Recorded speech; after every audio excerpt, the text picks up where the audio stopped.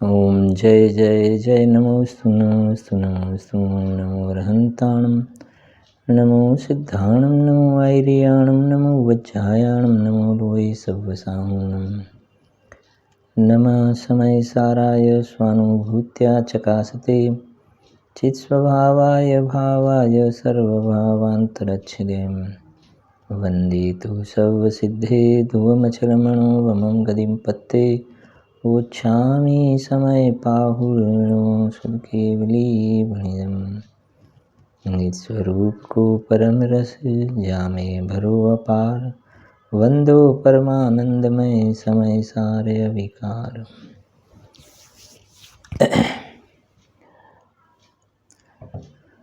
अध्यात्म रसिक कविवर पंडित श्री बनारसी दास जी द्वारा रचित समयसार नाटक ग्रंथ में त्रीजा नंबर में कर्ता कर्म क्रियाद्वार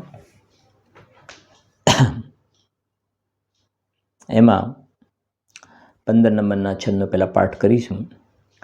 जैसे राज हंस के वदन के सपरसत देखिए प्रगट न्यारो क्षीर न्यारो नीर है, तैसे समकीर्ति की सुदृष्टि में सहज रूप न्यारो जीव न्यारो कर्म न्यारो ही शरीर है। जब शुद्ध चेतन को अनुभव अभ्यासे तब भासे आपू अचलन दूजो और सिर है। पूर्व कर्म उदय आई के दिखाई दे करता न होय तीन को तमाशगीर है। एमा रेग्युलर स्वाध्याय में अपने छंद नंबर आ जैसे 21 नंबर छंद से जीव चेतना संयुगतम सदा पुरण सब ठोर ताते चेतन भाव को करता जीवन और। शू कहे छे अहींया गाड़ी जे ऊपर हतो 20 नंबर एमां आपणे थोड़ी बात थई ने 116 थी 20 गाथा एमां पुद्गल द्रव्य स्वयं परिणमनशील से सिद्ध कर्युं अने 121 थी 25 में जीव स्वयं परिणमनशील से बराबर है कि नहीं। तो 116 थी 120 गाथा में पुद्गल द्रव्य स्वयं परिणमन से सिद्ध कर्युं ने त्यार पछी जे श्लोक आवे एनो आ भाव है 20 नंबर में त्यां जो तमे जोशो ने पुद्गल परिणामी द्रव्य से सदा परिणमे सोई या ते पुद्गल कर्म को पुद्गल करता होई એટલે બીજું કોઈ પરિણામ આવે એક તો પહેલા પરિણામી કહી દીધું अपरिणामी નથી અને બીજો કોઈ એને પરિણામ આવતું નથી। अपरिणामी से એવું નથી પેલું છે જો પુદ્ગલ પરિણામી દરવ સદા પરિણમે સોઈ એટલે अपरिणामी નથી परिणमनशील से। બીજી લીટીમાં या ते पुद्गल कर्म को पुद्गल करता होई स्वयं परिणमनशील से एनी આપણે વાત કરી। હવે 21 નંબરમાં જીવ પરિણમનशील છે અને સ્વયં પરિણમનशील છે। તો જો जीव चेतना संयुगतम सदा पूर्ण सब ठोर ताते चेतन भाव को करता जीव न और। जीव द्रव्य चेतना एनो स्वभाव से ए पण परिणमनशील से अने ए स्वयं परिणमनशील से।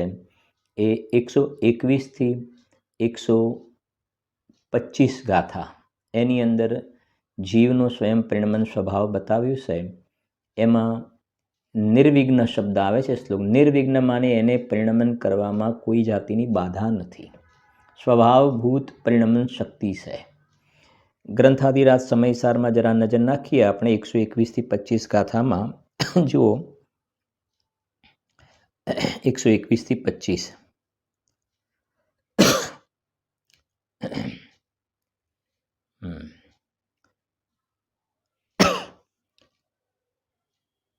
शू कहे छे अहींया जुओ गाथा वाँचीए छे आपणे 121 पहला सांभळो। पहली बे गाथा है ने 121 ने 122 में જેમ પેલામાં 5 ગાથામાં 2 ભાગ પાડી દઈએ તો પહેલા 2 ગાથા છે ને એ પરિણમનશીલ છે અને પછીની 3 ગાથાની અંદર સ્વયં પરિણમનશીલ છે. આમ જુઓ તો પહેલી 2 ગાથા પરિણમનશીલ છે, પછીની 2 ગાથા જે છે ને એ સિદ્ધ કરે છે કે સ્વયં પરિણમનશીલ છે. બરાબર જુઓ, અને છેલ્લી ગાથા નિષ્કર્ષના રૂપમાં મૂકી છે. પહેલી ગાથા જુઓ. કર્મે સ્વયં નહીં બદ્ધ, ન સ્વયં ક્રોધ ભાવે પરિણમે, તો જીવ આ તુજ મત વિશે પરિણમનહીન બને અરે. બરાબર સમજો, બહુ સુંદર ગાથા છે, સિદ્ધાંત છે આ બધા.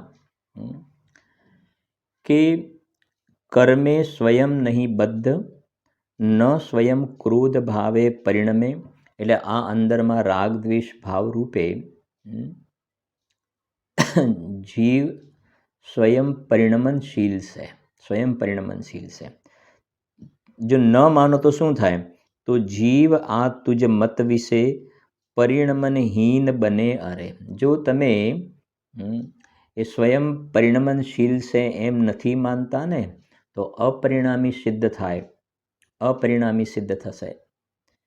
પછી જો લખે છે, ક્રોધાદિ ભાવે જો સ્વયં નહીં જીવ પોતે પરિણમે, સંસારનો જ અભાવ. એ ક્રોધ માન માયા લોભ વિકાર રૂપે જો જીવ નથી પરિણમતો ને, અને એક રીતે વાત કરીએ મુખ્ય રૂપથી જોઈએ ને તો આ અજ્ઞાનીની વાત છે, અજ્ઞાનીની. કેમ કે જ્ઞાની તો જ્ઞાતારૂપ પરિણમન કરે છે, આગળ આવશે. જ્ઞાની તો જ્ઞાનરૂપ પરિણમન કરે છે, એની પર્યાયમાં જ્ઞાનીને ચારિત્રના દોષથી થોડો રાગદ્વેષ થાય છે ને, એના જ્ઞાન રૂપે પરિણમે છે. સમજાય છે કે નહીં? અને અજ્ઞાનીની પર્યાયમાં રાગ દ્વેષ આદિ વિકારી ભાવ થાય છે ને, એનો પોતે કર્તા થઈને પરિણમે છે ને. તો હવે અહીંયા એ કહેવું છે કે જે એમ માને છે કે આ આત્મા એટલે કે જીવ અહીંયા પર્યાયમાં સ્વયં ક્રોધ માન માયા લોભ વિકાર ભાવે પરિણમતો જ નથી, અને પરિણમતો નથી ને, ક્રોધ માન માયા લોભ વિકાર ભાવે પરિણમતો નથી, તો એનો મતલબ સંસાર જ સિદ્ધ નથી થતો. આ પર્યાયમાં જે વિકાર ભાવ છે એ તો સંસાર છે, વિતરાગ ભાવ એ મોક્ષ છે, વિકાર તો સંસાર છે, અને તમે માનતા જ નથી, અપરિણામી માનો છો. આવા પરિણામનો સ્વીકાર જ નથી કરતા, જ્ઞાનમાં સ્વીકાર જ નથી કરતા ને. જ્ઞાન મિથ્યા જ્ઞાન થયું, અને કંઈ સંસાર જ સિદ્ધ નહીં થાય. બરાબર જો, સંસારનો જ અભાવ અથવા સમય સાંખ્ય તણું ઠરે, સાંખ્ય મત જેવું થશે. હવે કોઈ એમ કહે, સાંભળજો, હવે કોઈ એમ કહે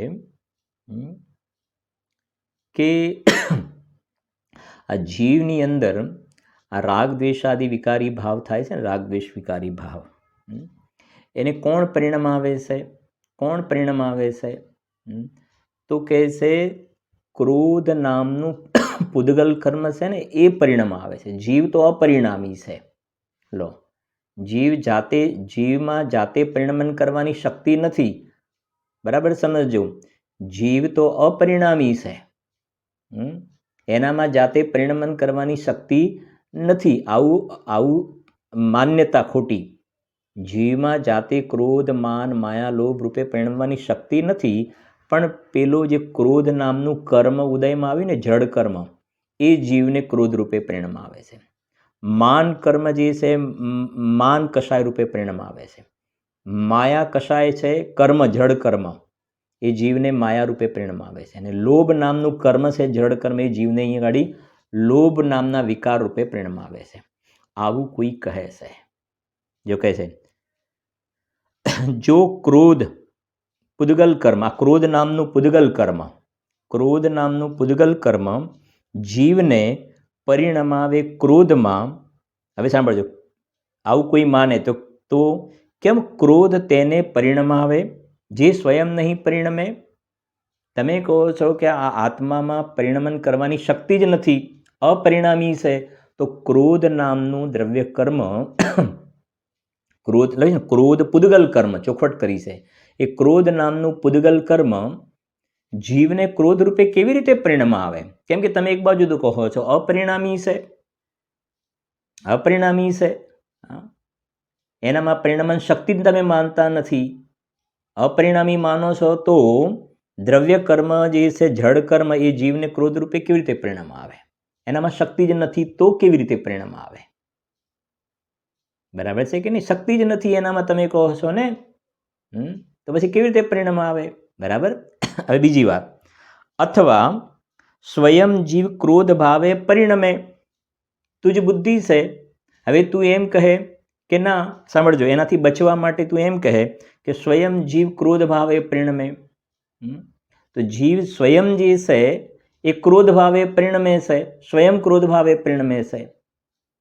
તો પછી તો ક્રોધ જીવને પરિણામ આવે, ક્રોધમાં મિથ્યા બને. તો પેલું ક્રોધ નામનું કર્મ છે, બરાબર સમજો, ક્રોધ નામનું જડ કર્મ છે, એને શું કર્યું એમ ગાડી જીવમાં? કેમ કે જીવ તો સ્વયં ક્રોધ રૂપે પરિણમે છે, સ્વયં ક્રોધ માન વિકાર રૂપે પરિણમે છે. તો પેલા જડ કર્મ એ શું કર્યું? એટલે બે વસ્તુ થઈ ગઈ ને. આ એક ન્યાય છે. સ્વયં સાંભળજો, સ્વયં અજ્ઞાનીમાં, સ્વયં જીવમાં કશાય રૂપે પરિણમવાની શક્તિ જ ન હોય. આ પર્યાયની શક્તિની વાત છે, ખાસ ધ્યાન રાખવાનું. આ પેલા ત્રિકાલી ગુણ એની વાત નથી ચાલતી. આ જીવત્વ, ચિત્તિ, દશી વગેરે ગુણની વાત નથી. આ ખાસ આ સમજવાનું. ગુરુદેવ શ્રી ઘણા ખુલાસા કરેલા છે આના, સમજો. જીવમાં સ્વયં કશાય રૂપે પરિણમવાની શક્તિ જ નથી, તો પછી પેલું કર્મ શું પરિણામ આવે? એનામાં શક્તિ જ નથી તો. અને જીવમાં એ રૂપે પરિણમવાની શક્તિ છે, તો પછી પેલા કર્મ એ શું કર્યું? કર્મ એ શું કર્યું? દ્રવ્ય જડ કર્મ એ શું કર્યું? નિષ્કર્ષ એ કાઢવો છે કે અહીંયા જીવમાં રાગ, દ્વેષ આદિ વિકારી ભાવ થાય છે, એનો કરતા જીવ સ્વયં પોતે છે, સ્વયં પોતે છે. એ અપરિણામી નથી. અપરિણામી માનો, અપરિણામી માનો તો ગડબડ થશે. અપરિણામી માનો તો સંસાર જ સિદ્ધ નથી થતો. અને પરિણમન માનો છો અને તમે એમ માનો કે પેલું કર્મ પરિણામ આવે, જડ કર્મ, જડ કર્મ પરિણામ આવે, તો આ જીવ વિકાર રૂપે પરિણમી રહ્યો છે એને પરિણામ આવે છે, કે જીવ વિકાર રૂપે નથી પરિણમતો એને પરિણામ આવે છે? તો જે વિકાર રૂપે પરિણમી રહ્યો છે એને પરિણામ આવે છે, તો આ તો પરિણમી જ રહ્યો છે ઓલરેડી. તો એ શું પરિણામ આવે? એને શું કર્યું? અને જો નથી પરિણમતો, નથી પરિણમતો વિકાર રૂપે, તો એને નથી પરિણામ આવતો, તો પછી શું કર્યું એને? નથી પરિણામ આવતાને પરિણામ આવી શકતો નથી, નથી પરિણમતાને પરિણામ આવી શકતો નથી. અને તું નથી પરિણમતાને પરિણામ આવી શકતો નથી, તો શું કર્યું? અને પરિણમતાને તું કે મેં પરિણામ આવી, તો એ તો પરિણમી જ રહ્યું છે ઓલરેડી, એનામાં શક્તિ છે, તો તે શું કર્યું? એટલે બરાબર સમજો. કાલે મેં છેલ્લે થોડી વાત મૂકી હતી, બહુ અગત્યની ગાથાઓ છે આ, કે બે વાત જરા ધ્યાનથી સમજજો. આ પર્યાયમાં જે રાગ દ્વેષનો વિકારી ભાવ થાય છે, પહેલા બહારની વાત સમજી લઈએ એક જરાક, કર્મ તરફથી, જડ કર્મ તરફથી. હવે જે રોદણા રોવે છે ને કે ભાઈ અમારે તો ધર્મ કરવો છે, અમારે તો ધર્મ કરવો છે, પણ જુઓ ને અમારે કેવા કર્મના ઉદય ચાલે છે, એવા પાપ કર્મના ઉદય છે, એવા આકરા કર્મના ઉદય છે. અમારી ઈચ્છા હોય તો એ શું થાય? અમે નથી કરી શકતા. અમે તો થાકી ગયા છે, એવા કર્મના ઉદય ચાલી રહ્યા છે. તો અહીંયા એ સિદ્ધ કરવું છે, કર્મ બિચારે કોણ? આ કર્મ બિચારે કોણ? કર્મ કાંઈ નથી કરતા, એ પરદ્રવ્ય છે. કર્મ પરદ્રવ્ય છે ને. એ અહીંયા શું કરે? અહીંયા રાગદ્વેષ થયો ને, બરાબર સમજજો.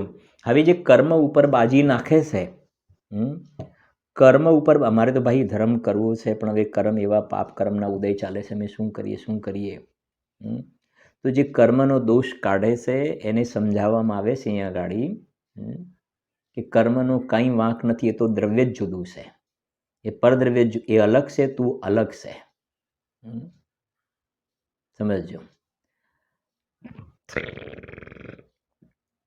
ટોડરમલજી સાહેબે મોક્ષ માર્ગ પ્રકાશકમાં 9મા અધિકારમાં એટલે એક બહુ સરસ વાત કરી છે કે ભાઈ મારે સમ્ય દર્શન તો પ્રાપ્ત કરવું છે, પણ હવે આ દર્શન મોહ કર્મનો એવો તીવ્ર ઉદય ચાલે છે,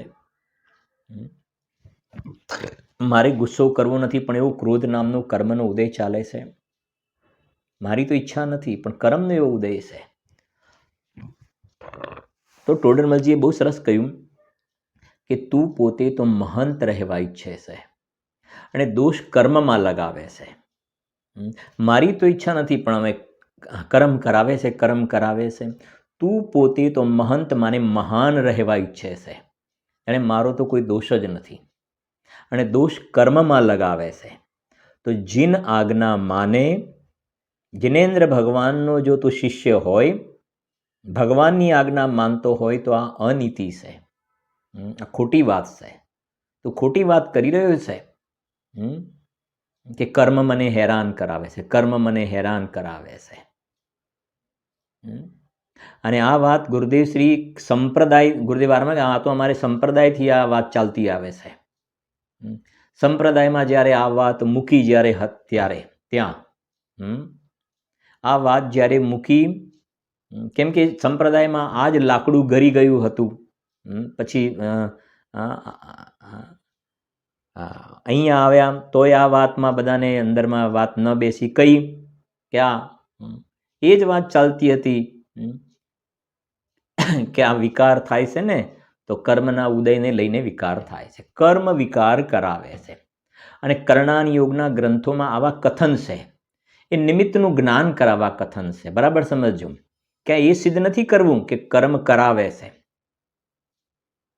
હવે તમને મોક્ષ માર્ગ પ્રકાશકમાં પણ આવા લીટી જોવા મળશે, દર્શન મોહના ઉદયથી મિથ્યાત્વ થાય. બરાબર સમજો, દર્શન મોહના કર્મ, શોર્ટમાં બોલું છું, દર્શન મોહની ઉદયથી મિથ્યાત્વ થાય, ચારિત્ર મોહના ઉદયથી કશાય થાય. તો પેલા કર્મ બોલ્યો, દર્શન મોહ 8 કર્મ છે ને એના ઉદયથી મિથ્યાત્વ થાય, ચારિત્ર મોહના ઉદયથી કશાય થાય, સાતાવેદ્યનો ઉદય હોય તો અનુકૂળ સંયોગ મળે, આયુ કર્મનો ઉદય હોય ત્યાં સુધી આપણે જીવીએ, જ્ઞાનાવરણીનો તીવ્ર ઉદય હોય તો આપણને જ્ઞાન ન થાય. સમજાય છે કે નહીં? આયુ, નામ, ગોત્ર, વેદનીય, જ્ઞાનાવરણ, દર્શનાવરણ, મોહનીય, અંતરાય. તો એ શું કહે છે સમજજો, ભાઈ અમારે આ જ્ઞાન ઓછું છે તો અમારા જ્ઞાનાવરણનો ઉદય છે, અમને મિથ્યા દર્શન છે તો દર્શન મોહનો ઉદય. અને શાસ્ત્રમાં આ જે કથન કર્યા છે ને એ તો નિમિત્તનું જ્ઞાન કરાવવા કર્યા છે. ખાસ સમજજો કે જીવ અહીંયા જ્યારે મિથ્યા દર્શન રૂપે સ્વયં પરિણમે, સ્વયં મિથ્યાત્વ રૂપે પરિણમે, એ વખતે દર્શન મોહ કર્મનો ઉદય નિમિત્ત રૂપે હોય છે. તો નિમિત્તનું જ્ઞાન કરાવવા, ગુરુદેવશ્રીએ ખૂબ કહી છે આ વાત, નિમિત્તનું જ્ઞાન કરાવવા અને ભાષા ટૂંકી કરવા, ભાષા ટૂંકી કરવા અને નિમિત્તનું જ્ઞાન કરાવવા, આ પ્રમાણે કથન કરવામાં આવે કે દર્શન મોહથી મિથ્યાત્વ થાય, ચારિત્ર મોહના ઉદયથી કશાય થાય. જેમ સિમ્પલ કહું, બાઈએ રોટલી બનાવી, બાઈએ રોટલી બનાવી તો ભાષા ટૂંકી કરી અને નિમિત્તનું જ્ઞાન કરાવ્યું. હવે લાંબુ કહેવા જઈએ તો શું થાય? નિમિત્તનું જ્ઞાન કરાવવું છે ને, સમજો, ભાષા ટૂંકી કરીને નિમિત્તનું જ્ઞાન કરાવી દીધું. નહીં તો લાંબુ કહેવા જઈએ તો શું થાય કે લોટ સ્વયં રોટલી રૂપે પરિણમી, એ વખતે ત્યાં બાઈની હાજરી હતી નિમિત્ત રૂપે. આવું લાંબુ થશે ને, લોટ સ્વયં રોટલી રૂપે પરિણમ્યો, એ વખતે ત્યાં અનુકૂળ રૂપમાં બાઈ નિમિત્ત રૂપે હાજરી હતી. હવે આવું કથન કરવું પડશે દરેક વખતે. આ જે શબ્દો નીકળી રહ્યા છે તો ભાષા વર્ગના સ્વયંમાં શબ્દો રૂપે પરિણમી, એ વખતે જીવનો અહીંયા રાગ નિમિત્ત રૂપે હતો, એવું થશે ને. પણ હવે શું કે ભાઈ આ સ્ટેટમેન્ટ કોનું હતું? કે આ વ્યક્તિનું આ સ્ટેટમેન્ટ હતું, આ સ્ટેટમેન્ટ આ વ્યક્તિનું હતું. સમજે કે ભાઈ બીજી રીતે, ભાઈ આત્મખ્યાતિ ટીકાના રચયિતા કોણ? કે અમૃતચંદ્રાચાર્ય દેવ. હવે એમને સ્વયં લખ્યું છે કે ટીકાના શબ્દો એનાથી થયા છે, એના કારણે રચના થઈ છે, મેં કાંઈ નથી કર્યું. છેલ્લે વાંચજો સમયસારમાં. પણ એમ કે ભાઈ અમૃતચંદ્ર આચાર્ય દેવની આત્મખ્યાતિ ટીકા, કુંદ આચાર્ય દેવના પંચ પરમાગમ, અદ્ભુત રચના એમના દ્વારા થઈ. તો હવે એ તો રચના તો એના કારણે થઈ છે, પૂદગલનું પરિણમન સ્વતંત્ર છે, પણ નિમિત્તનું જ્ઞાન કરાવે એ પ્રમાણે કહ્યું. હવે એથી કરીને કોઈ એમ માને કે એક દ્રવ્ય બીજા દ્રવ્યનું કરે, હવે એમને સ્વયં વાત કરી છે કે આ ગાથાઓ તો એ જ લખી રહ્યા છે. આ ગાથા તો કુંદકુંદ આચાર્ય દેવની છે, ટીકા અમૃતચંદ્ર આચાર્ય દેવની છે. એ સ્વયં તો કહી રહ્યા છે કે એનું પરિણમન સ્વતંત્ર છે. હા, પણ જીવ ભાવ નથી સમજતો આ બધું. અને મોટા ભાગના જગતમાં કથન, જીનવાણીમાં પણ આવા પ્રકારના વ્યવહાર પ્રધાન, નિમિત્ત પ્રધાન કથન છે. એટલે જીવની ભૂલ પડી જાય છે. એટલે એ ચોખવટ કરી છે, સાંભળજો. એટલે ગુરુદેવ કહે ને અમારે સંપ્રદાયમાંથી આ ચાલ્યું આવે છે. અને જ્યારે વાત મૂકી, કર્મના ઉદયથી વિકાર થાય 100% ખોટી વાત છે. જીવ અહીંયા રાગ દ્વેષ મિથ્યાત્વ કશાય રૂપે પરિણમ્યો છે, એ સ્વયં પોતાના અશુદ્ધ ઉપાદાનથી પોતે પરિણમ્યો છે. આ ગાથાઓ એ કહે છે જીવનું પરિણામ પણ સિદ્ધ કર્યું, કર્મના ઉદયથી નહીં. અને એ તો થઈ ને 50% વાળી વાત, એમાંથી તો આવી. ગુરુદેવે જ્યારે શંખનાદ કર્યો, આ વાત મૂકી કે નહીં, આ વિકાર જે રૂપ અહીંયા પરિણમન થયું ને, એમાં 100% જીવની જ ઊંધાઈ છે. જીવ પોતે જ 100% આત્માના સ્વરૂપને ભૂલીને વિકાર રાગદ્વેષ રૂપે પરિણમ્યો છે. કર્મનો ઉદય તો ત્યાં નિમિત્ત માત્ર છે.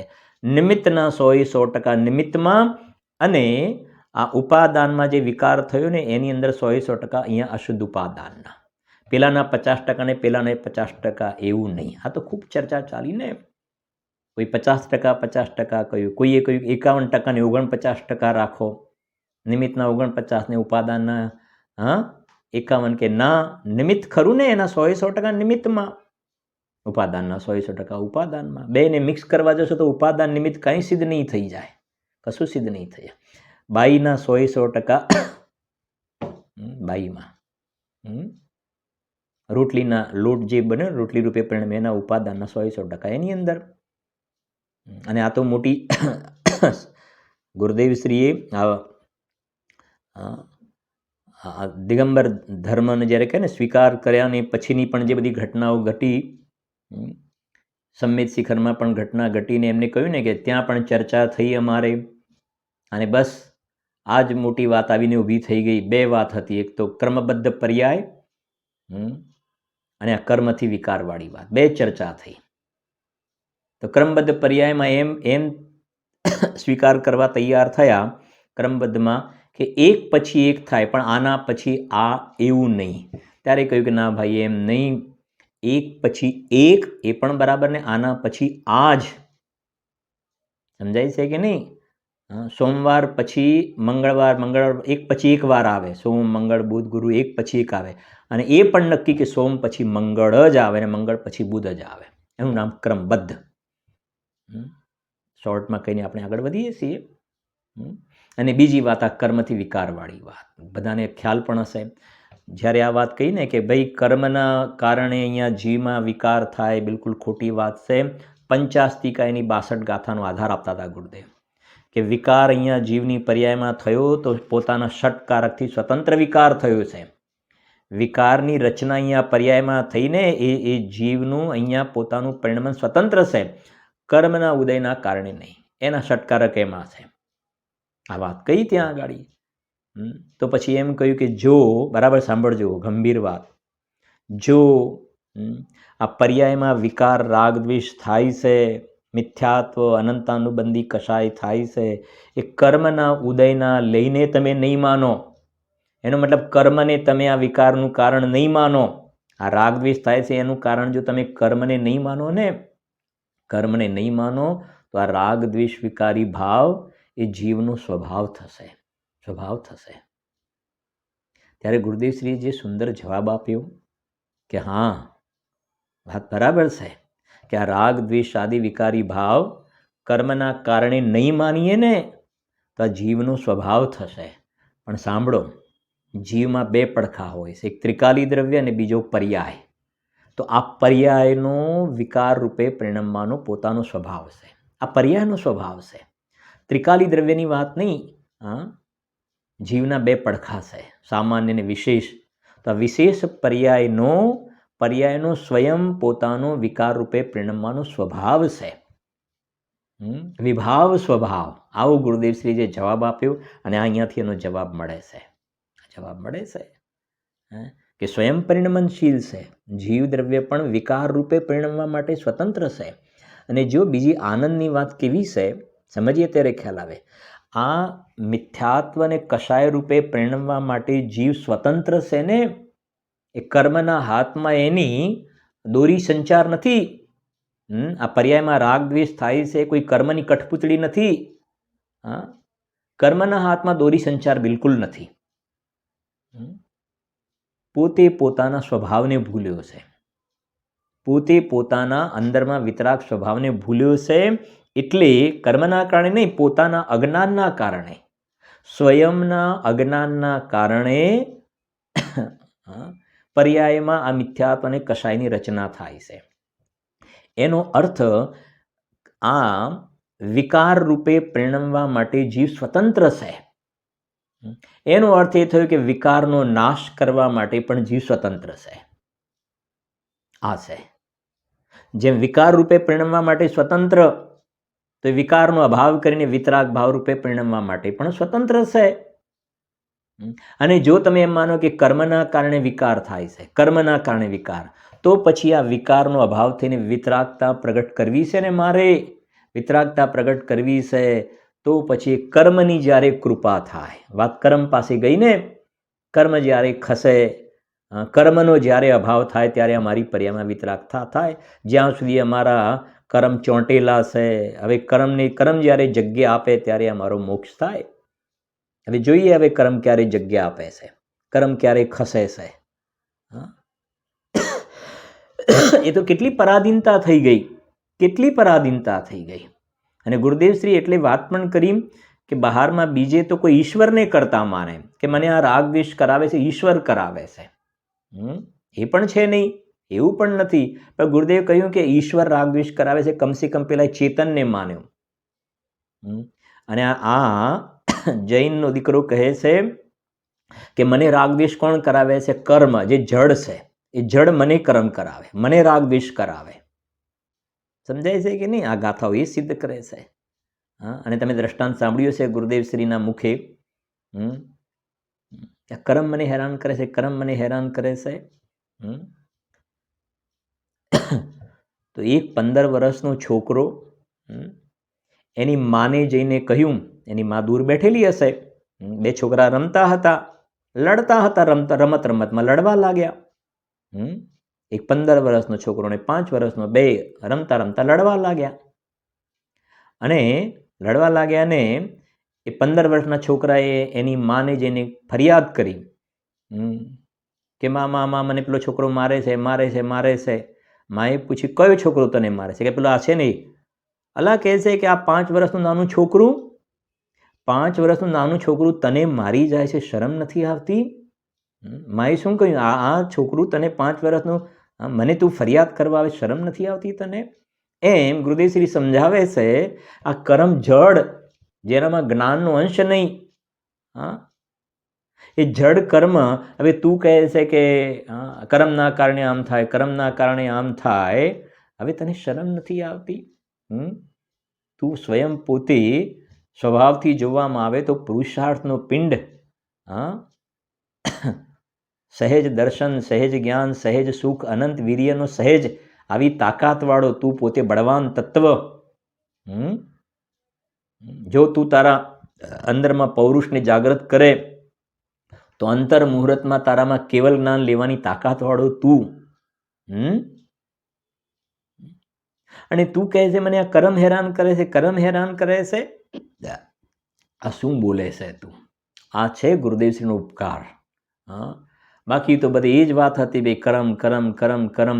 આ ગાથાઓ એ બતાવે છે કર્મના 100% કર્મ. તું ચિંતા છોડ, કર્મની ચિંતા છોડ. સમજાય છે કે નહીં? એટલે અહીંયા એ સિદ્ધ કરવું છે, બરાબર સમજવું. આપણે હંમેશા કહીએ છીએ કે બધા આ ગાથાઓ કલશ વગેરે જીનવાણીમાં સરવાળે અંદરમાં પોતાના દ્રવ્ય સ્વભાવ તરફ લઈ જવાની વાત છે, દ્રવ્ય સ્વભાવ તરફ.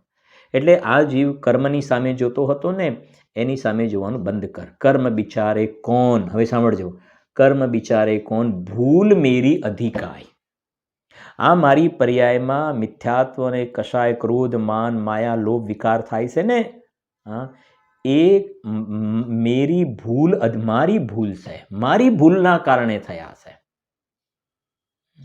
કર્મ બિચારે કોણ, ભૂલ મારી ભૂલના કારણે થયા છે. અને મારી ભૂલ શું છે? મારી ભૂલ એટલી છે કે મેં મારો અંદરમાં આ પરિણામ માત્રથી ભિન્ન મારો જે ભગવાન આત્મા જે છે, 72મી ગાથામાં જે 3 વાર કહ્યું ને, આ અંદરમાં ભગવાન આત્મા વર્તમાનમાં આ પર્યાયમાં મિથ્યાત્વ અને કશાય છે ને, એ જ વખતે મારો અંદરમાં ભગવાન આત્મા પરમ પવિત્ર રૂપે બિરાજમાન છે. મેં એની સામે ક્યારેય જોયું નથી. મેં મારી પર્યાયમાં આનો સ્વીકાર નથી કર્યો. હું કર્મ બાજુ જોઉં છું અને પરની સામે જોઉં છું. મેં સ્વની સામે દ્રષ્ટિ નથી કરી. બસ એ જ મારી ભૂલ છે, એ જ મારી ભૂલ છે. અપને કો આપ ભૂલ કર, અપને કો આપ ભૂલ કર હેરાન હો ગયા. આ પર્યાયમાં કશાયોનો જન્મ થવાનું કારણ એ છે. સમજાય છે કે નહીં? તો એક તો આ વાતથી બરાબર ધ્યાનથી સમજજો કે એક તો ધ્યાનથી સમજજો, આ જીવ રાગદ્વેષના અંદરમાં પરિણામ થાય છે ને, વિકારી ભાવ જે થાય છે, એનો જે કરતા નિમિત્તને માને છે, પરદ્રવ્યને માને છે, એને સાવધાન કર્યો કે નહીં, તું નિમિત્તાધીન દ્રષ્ટિ છોડ, તું સુધરી જા. તારા અજ્ઞાનને લઈને થાય છે, તારા અજ્ઞાનને લઈને રાગદ્વેષ થાય છે, કર્મના કારણે નહીં. તું સમ્યક જ્ઞાન પ્રગટ કર, આત્માના આશ્રય તું સમ્યક જ્ઞાન પ્રગટ કર. તારા અજ્ઞાનને લઈને થયા છે. હવે એક બીજી વાત, કાલે આ છેલ્લી વાત 4-5 મિનિટમાં કહી દઉં ને, બીજી વાત હવે સાંભળજો. કોઈ એવા છે કે હું તો અપરિણામી છું, અપરિણામી છું. તો ભાઈ આત્મામાં 2 પડખા છે ને, એક દ્રવ્ય ને બીજું પર્યાય. તો ત્રિકાલી દ્રવ્ય તો અપરિણામી છે, બરાબર છે, પણ પરિણામવાળું જે વિશેષ પડખું છે ને, એની અંદર તો પરિણમન થયા કરે છે, એની અંદર પરિણમન થયા કરે છે ને, એ પરિણમન થાય છે ત્યાં રાગ દ્વેષ વિકારી ભાવ જોવામાં આવી રહ્યા છે. અને તું કહે છે હું તો અપરિણામી છું, તો હું તો અપરિણામી, હું તો અપરિણામી છું. એ દ્રવ્ય અપેક્ષા એ વાત છે. એની જગ્યાએ સમજો, આ પર્યાયમાં રાગ દ્વેષ થઈ રહ્યા છે, એને પોતે સ્વીકાર કરતો નથી, અને હું તો અપરિણામી છું, અપરિણામી છું, અને જીવ સ્વચ્છંદતાના રસ્તે ચડી જાય છે, સ્વચ્છંદી થઈ જાય છે. સાચા અર્થમાં અપરિણામીના સ્વરૂપનું સમજે કે અપરિણામી કહેવાનો આશય શું છે? આત્માના જે 2 પડખા એમાં ટકવાવાળો ભાવ અપરિણામી અને બીજો જે છે પર્યાય પરિણમનશીલ છે, એ બંનેને બરાબર સમજે તો આ અપરિણામી ભગવાન આત્માનું શરણ લઈ અને પર્યાયની અંદર મોક્ષ માર્ગ પ્રગટ થઈ જાય. પણ જે જીવો આ તથ્યને સમજતા નથી, અને શાસ્ત્રમાં વારંવાર ઉલ્લેખ આવ્યો કે સ્વચ્છંદી થઈ જાય છે, સ્વચ્છંદી થાય છે કે ભાઈ રાગદ્વેષ મારામાં ક્યાં થાય છે, રાગદ્વેષ મારામાં ક્યાં થાય છે, મારામાં ક્યાં થાય છે, મારામાં તો રાગદ્વેષ થતા જ નથી. તો સમજો, આ પર્યાયની અંદર જે રાગદ્વેષ થાય છે, અહીંયા કહે છે કે તું જ એનો કરતા ને તું જ એનો ભોગતા છો. નથી થતા, નથી થતા શું કહી રહ્યો છે તું? મારામાં ક્યાં થાય છે, મારામાં ક્યાં થાય? અને થયો છે સ્વચ્છંદી, વાત એની છે. મારામાં ક્યાં થાય છે તો ત્રિકાલી દ્રવ્યને જોઈને કહેતો હોય તો બરાબર છે, મારામાં નથી થતા, તો એની પર્યાયમાં સંવેદન જ્ઞાન ચારિત્ર જન્મ થવો જોઈએ. મારામાં નથી થતા તો એવા દ્રવ્ય સ્વભાવની દ્રષ્ટિ કરે તો પર્યાયમાં રાગદ્વેષ નહીં જ થાય, બરાબર છે, પર્યાયમાં નીકળી જશે રાગદ્વેષ. પણ તું દ્રવ્ય સ્વભાવને જોતો નથી અને બસ એમને એમ કહે છે મારામાં ક્યાં થાય છે, મારામાં ક્યાં થાય છે. તો તું દ્રવ્ય સ્વભાવને જોતો નથી અને સ્વચ્છંદતાને રસ્તે ચડી જાય છે. તો તને સાવધાન કર્યો છે કે ના, આ ક્યાં થાય છે? પછી આ રાગદ્વેષ આ રૂમાલમાં થાય છે, આ પૂદગલમાં થાય છે. અરે સમયસારની અંદર એ પર્યાય જે રાગદ્વેષ આદિ વિકારી ભાવને પૌદગલિક કહે ને, હમણાં આગળ આવી પણ ગયું, રાગદ્વેષ આદિ વિકારી ભાવ જે પર્યાયમાં થાય છે એને પણ પૂદગલના પરિણામ કહ્યા. હવે તો પૂદગલના પરિણામ કહ્યા ને, એ દ્રવ્ય દ્રષ્ટિ કરાવવાનું ત્યાં પ્રયોજન છે કે પૂદગલના લક્ષ્ય થયા છે માટે પૂદગલના લક્ષ્ય થયા છે માટે રાગદ્વેષ પૂદગલના. દ્રવ્ય દ્રષ્ટિ કરાવવા માટે. હવે આ દ્રવ્ય દ્રષ્ટિ કરતો નથી, દ્રવ્ય દ્રષ્ટિ કરતો નથી ને રાગ દ્વેષ જે પોતાની પર્યાયમાં થઈ રહ્યા છે કે એ તો પૂતગલના એ તો પૂતગલના અને કોઈ જાતિના પાપના ડર વગર, કોઈ જાતિના પાપના ડર વગર સ્વચ્છંદ થઈને તીવ્ર પાપ બાંધે છે, તો એને સમજાવવામાં આવે છે કે નહીં, તારી પર્યાયમાં તારા અપરાધથી થયા હશે. એ પ્રકારનો ભાવ છે. જો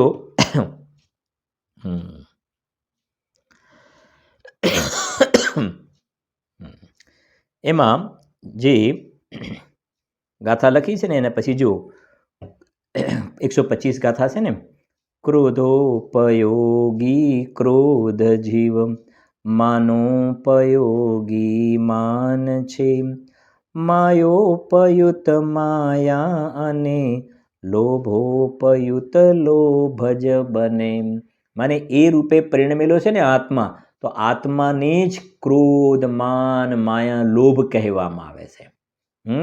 જે આ પર્યાયમાં ક્રોધ માન માયા લોભ થાય છે ને, એનો જે અજ્ઞાન દશામાં કરતા છે ને, તો એ આત્માને જ ક્રોધ માન માયા લોભ કહેવામાં આવે છે.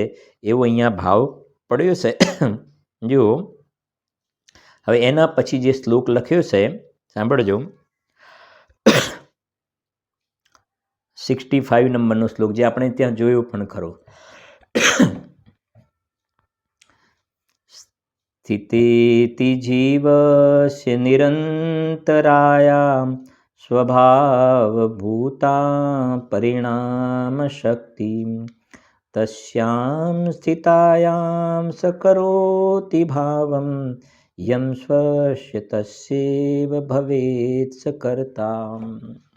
શું કહે છે જુઓ નીચે, આ રીતે જીવની લખીને સ્વભાવભૂતા પરિણામ શક્તિ, સ્વભાવભૂત પરિણમન શક્તિ નિર્વિઘ્ન સિદ્ધ થઈ. એ સિદ્ધ થતાં જીવ પોતાના જે ભાવને કરે છે તેનો તે કરતા થાય છે. ભાવાર્થ, જીવ પણ પરિણામી છે, તેથી પોતે જે ભાવરૂપે પરિણમે છે તેનો કરતા થાય છે. એ પ્રમાણે છે. વિસ્તારથી આપણે ઘણી ચર્ચા પણ કરી છે એની. એના પછી અહીંયા નેક્સ્ટ જે 126 અને 127 ગાથા છે ને, 126 અને 127 ગાથા,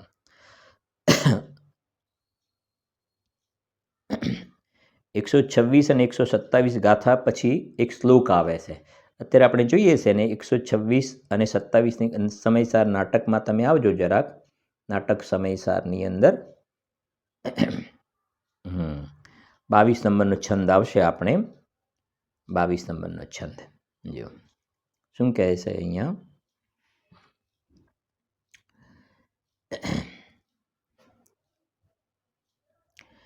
ज्ञानवंत को भोग निरज राहे तुहें, अज्ञानी को भोग बंद फल दे तुहें, यह अचरज की बात ही नहीं आवही, पूछे को शिष्य गुरु समझावही. આ જે શ્લોક આવ્યો છે ને, એટલા માટે આપણે બેઝિક આપણે સમયસર નાટક લઈ રહ્યા છીએ.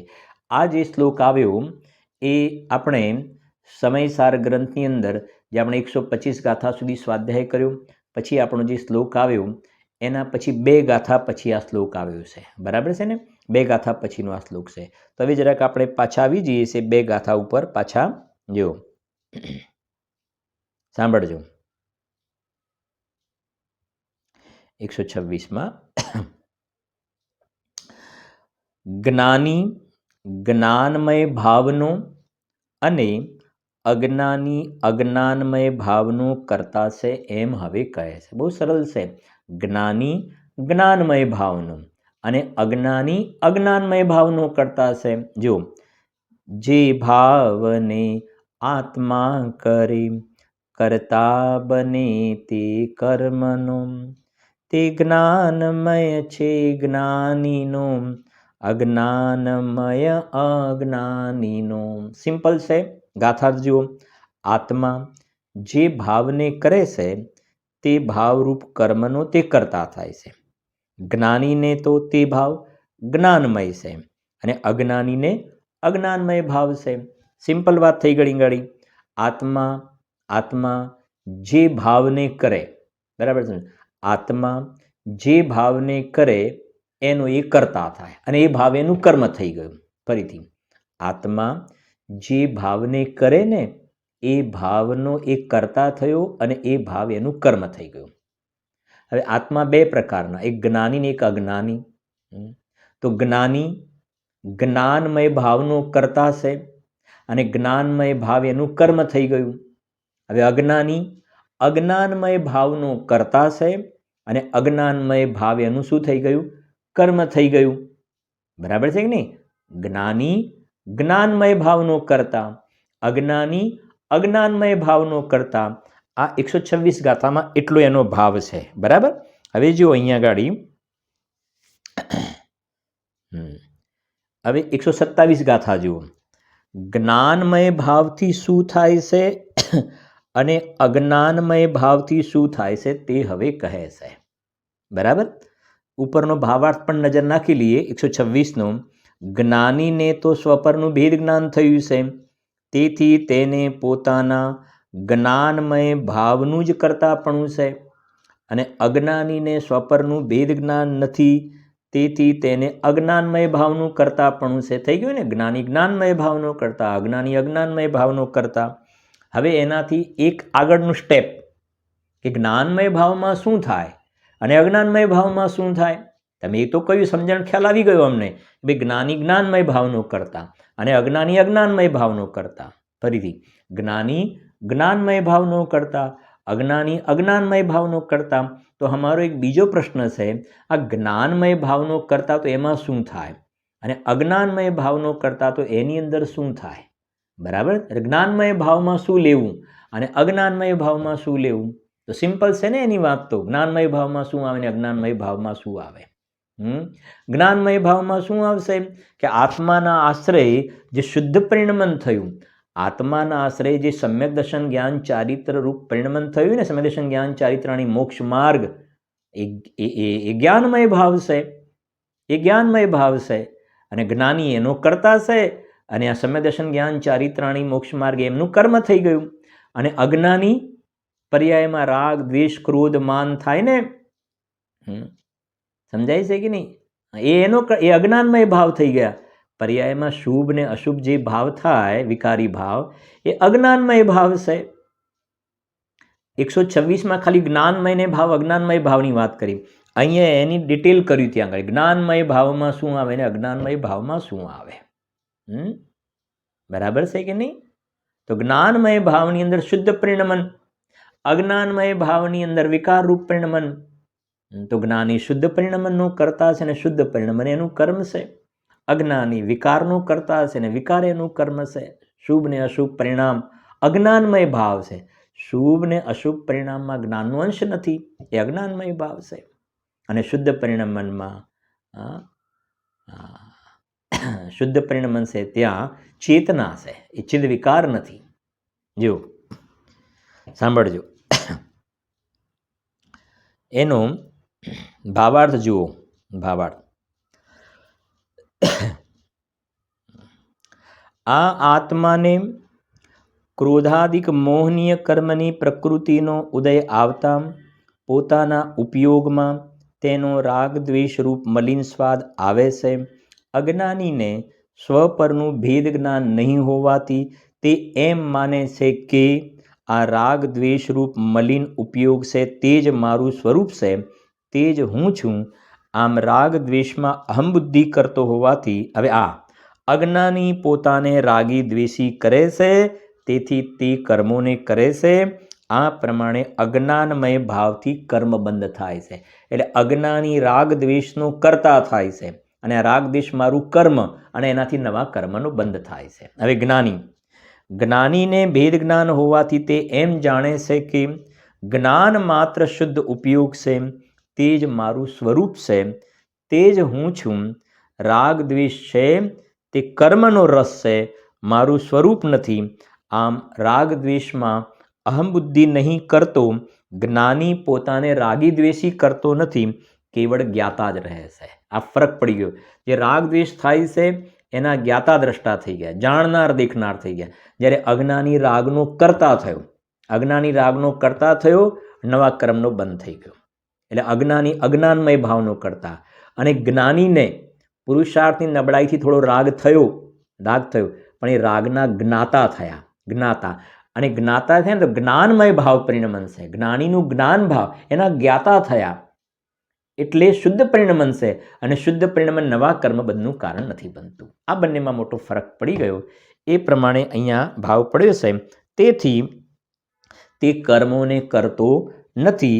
આ પ્રમાણે જ્ઞાનમય ભાવથી કર્મ બંધ થતો નથી. અજ્ઞાનમય ભાવથી કર્મનો બંધ થાય છે, અને જ્ઞાનમય ભાવથી કર્મ બંધ થતો નથી. અને અજ્ઞાનમય ભાવ એટલે હું રાગ દ્વેષાદિનો કરતા અને એ મારું કર્મ, અને જ્ઞાનમય ભાવ એટલે જે શુદ્ધ પરિણમન જે થાય છે એનો હું કરતા, અને જે શુદ્ધ પરિણમન છે એ મારું કર્મ. એ પ્રમાણે ભાવ છે. હવે આગળ સુંદર બીજી પણ ચર્ચાઓ આવી રહી છે, વિશેષ વાત કરીશું. निज निधि निज में बताई यह अनंत उपकार है, उसके लिए जिन वाणी माँ को वंदना शत बार है, वंदना शत बार है.